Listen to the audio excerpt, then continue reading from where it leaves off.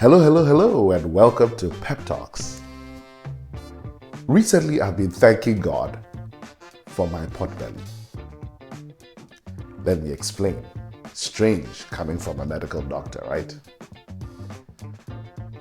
I visited a friend in the US just a few weeks ago, and to my shock, did not realize he had been diagnosed with a cancer. Now, I'm not going to get into all the details, but it did not start out that way.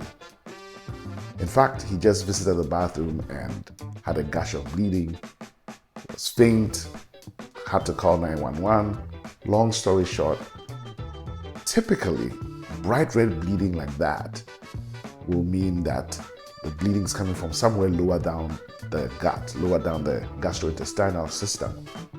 So I was shocked to hear in the end that what he was diagnosed with was actually a cancer of the stomach.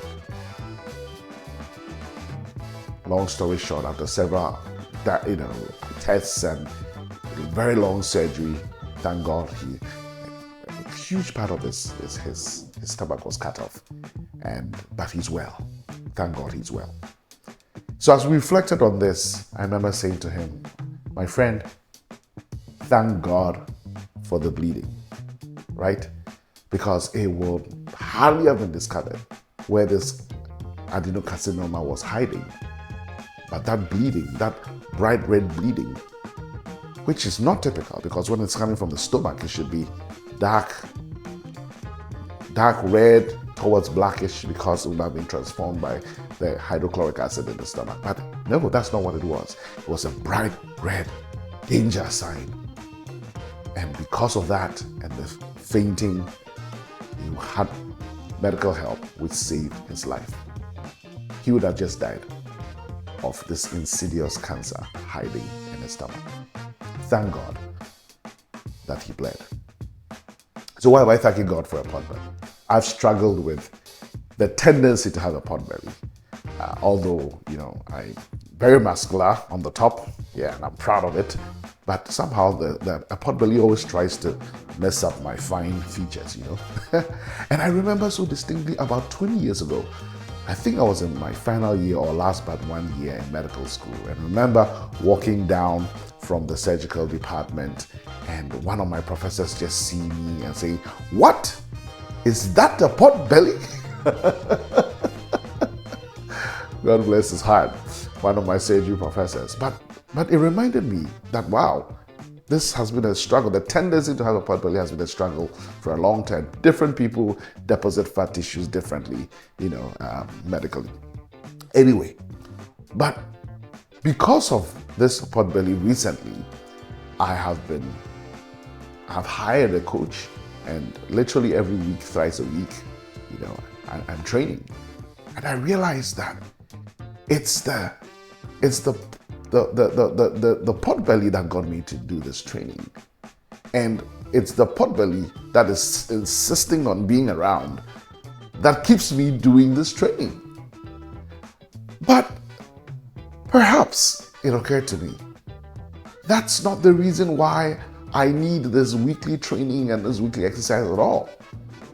Probably, in fact, I'm almost certain God knows I need the cardio. Right? But feeling well and being a strong person all the time, I probably would never have gotten a coach to train in cardio to get my heart pumping. But somebody who's about 45, that is essential. So recently I've been thinking and saying, Lord, thank you for the potbelly. But for the potbelly, I would not have hired a trainer. And guess what? But for the insistence of the potbelly, it's much better. I see the muscles under are beginning to show, and but still, because it's still persisting in a way, I'm still insisting on having this training, and that includes cardio, which I'm almost certain of that I need more than anything else. So thank God for the potbelly. Because of it, I'm getting to do cardio and to train my entire body. Who knows what God is saving me from? People call this the law of serendipity. But whatever you want to call it, Paul has a way of talking about it in Romans. He says, all things work together for the good of those who love the Lord, who are called according to his purpose. So yes, thank God that you lost that job. It made you find your purpose. It made you find your work. Thank God you didn't get to that school. Oh, guess what? It made you find your wife in the other school. Thank God.